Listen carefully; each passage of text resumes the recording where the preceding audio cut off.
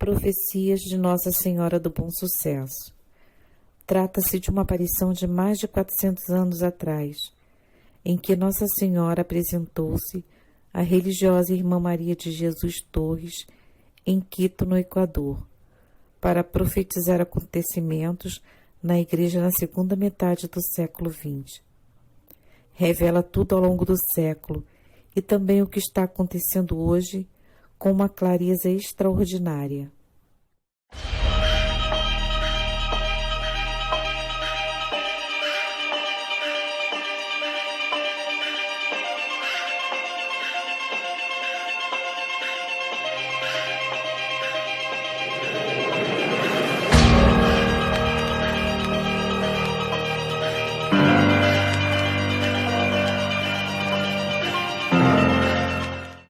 Porque te faço saber que do término do século XIX até um pouco mais da metade do século XX, na hoje colônia então República do Equador, extravasarão as paixões e haverá uma total corrupção de costumes por reinar Satanás nas seitas maçônicas, da qual visará principalmente a infância, a fim de manter com isso a corrupção geral. Ai dos meninos deste tempo, dificilmente receberão o sacramento do batismo nem da confirmação. O sacramento da confissão só enquanto permanecerem nas escolas católicas, que o diabo porá todo empenho em destruir, valendo-se de pessoas autorizadas. O mesmo sucederá com a Sagrada Comunhão. Mas aí, quanto sinto ao te manifestar que haverá muitos e enormes sacrilégios, públicos e também ocultos, de profanações à Sagrada Eucaristia. Muitas vezes, nessa época, os inimigos de Jesus Cristo, instigados pelo demônio, roubarão nas cidades as hóstias consagradas, com o único fim de profanar as eucarísticas espécies. Meu Filho Santíssimo se verá jogado ao chão e pisado por pés imundos. Quanto ao sacramento do matrimônio, que simboliza a união de Cristo com a Igreja, será atacada e profanada em toda a extensão da palavra. A maçonaria, que então reinará, imporá leis iníquas, com o objetivo de extinguir este sacramento, facilitando a todos o viverem mal, propagando-se a geração de filhos mal nascidos, sem a bênção da Igreja. Irá decaindo rapidamente o espírito cristão, apagar-se a luz preciosa da fé, até chegar a uma quase total e geral corrupção de costumes. Acrescidos ainda os efeitos da educação laica, isso será motivo para escassearem as vocações sacerdotais e religiosas. O sagrado sacramento da ordem sacerdotal será ridicularizado, oprimido e desprezado, porque neste sacramento se oprime e conspurga a Igreja de Deus, e a Deus mesmo representado em seus sacerdotes.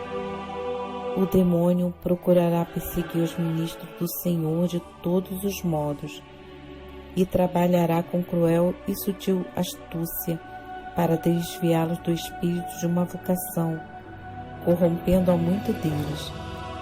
Estes, que assim escandalizarão o povo cristão, farão recair sobre todos os sacerdotes o ódio dos maus cristãos e dos inimigos da Igreja Católica Apostólica Romana.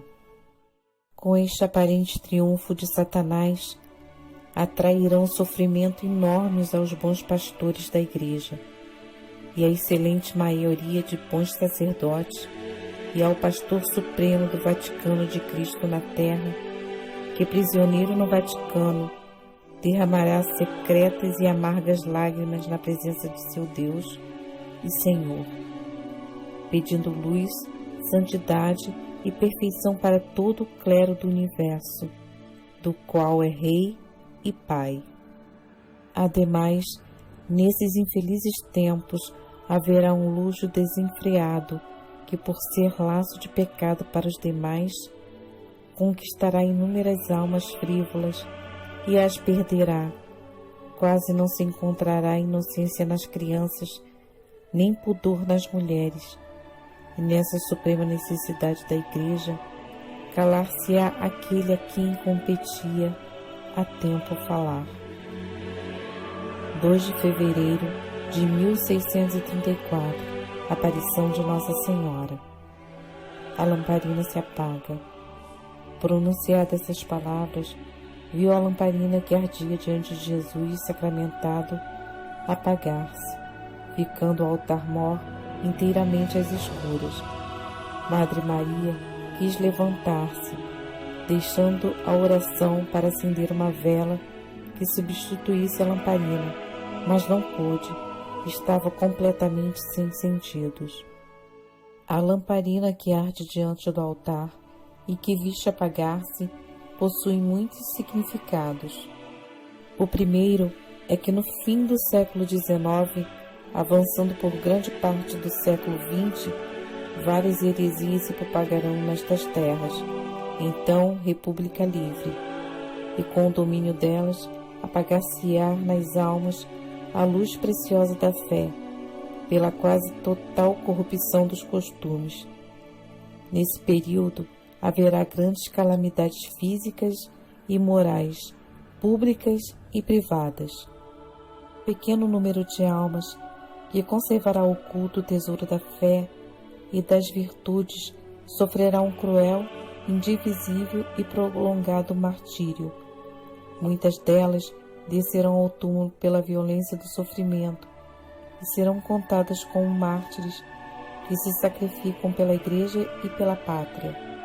Para a libertação da escravidão destas heresias, aqueles a quem o amor misericordioso de meu Filho Santíssimo destinará para esta restauração necessitarão de grande força de vontade, constância, valor e muita confiança em Deus, para pôr à prova esta fé e confiança dos justos. Haverá ocasiões em que tudo parecerá perdido e paralisado. Será então o feliz princípio da restauração completa. Terceiro significado: a sensualidade que varrerá o mundo. O terceiro motivo pelo qual se apagou a lamparina é porque nesses tempos estará a atmosfera saturada do espírito de impureza, que à maneira de um mar imundo correrá pelas ruas, praças e logradouros públicos com uma liberdade assombrosa. Quase não haverá almas virgem no mundo. A delicada flor da virgindade, tímida e ameaçada de completa destruição, luzirá longe. Refugiando-se nos claustros, encontrará terreno adequado para crescer, desenvolver-se e viver, sendo o seu aroma o encontro do meu Filho Santíssimo e o para-raio da ira divina.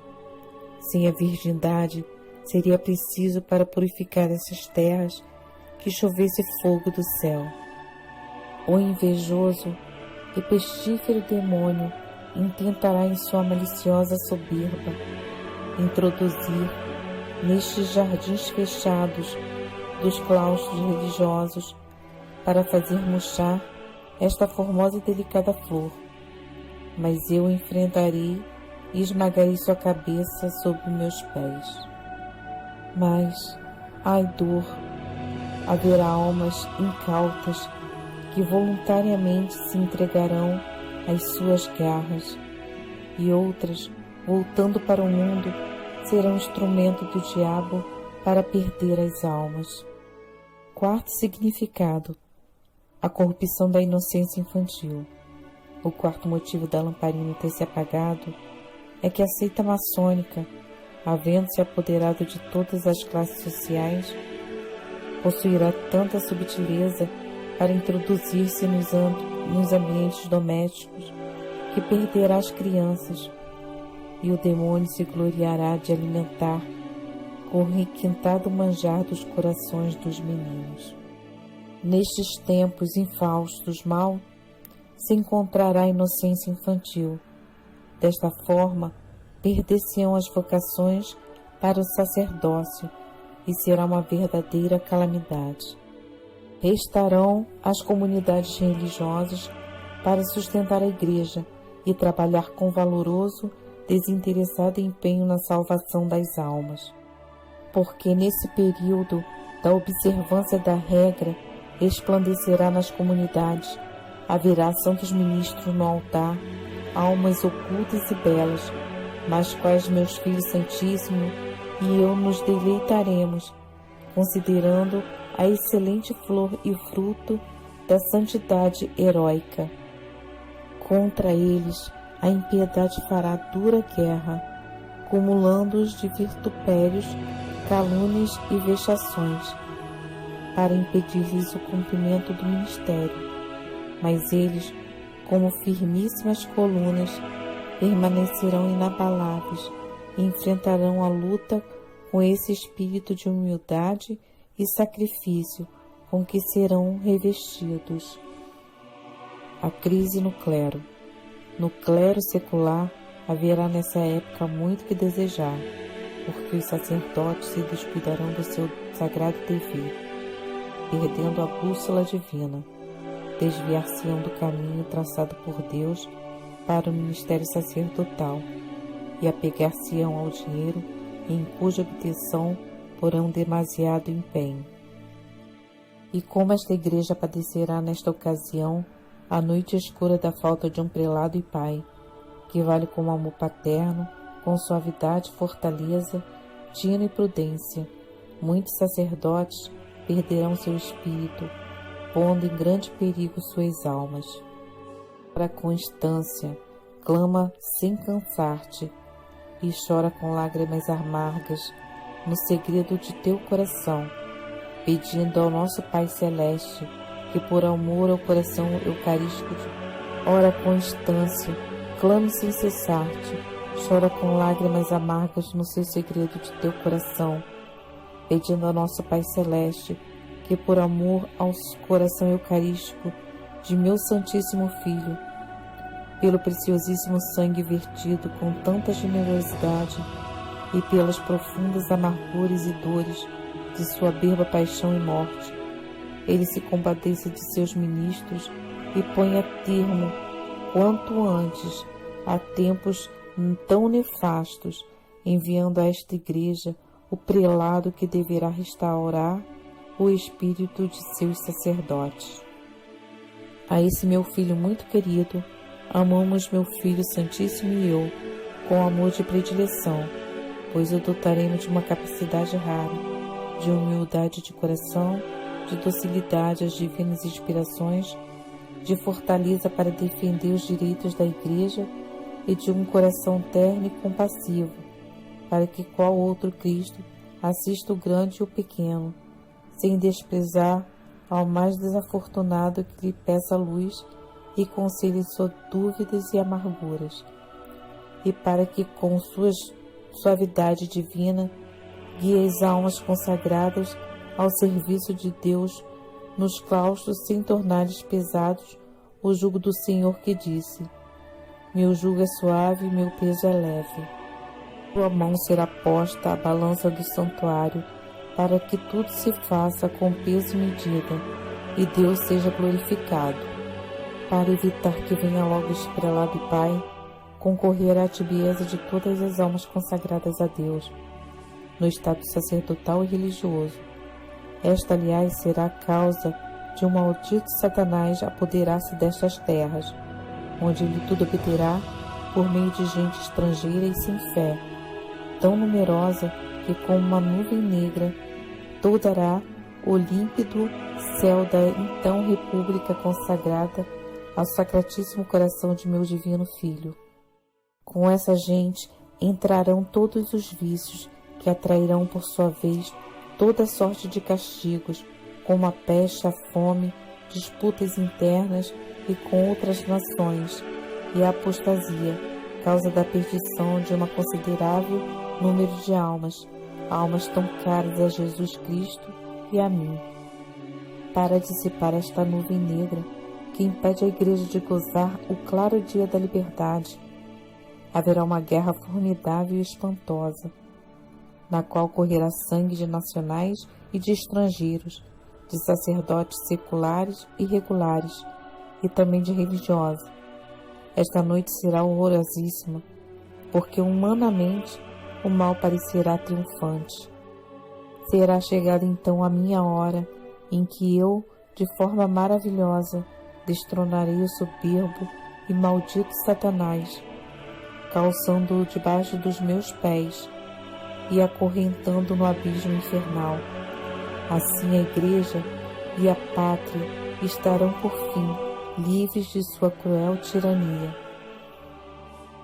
Ó Maria concebida sem pecado, rogai por nós que recorremos a vós e por aqueles que não recorrem. Amém.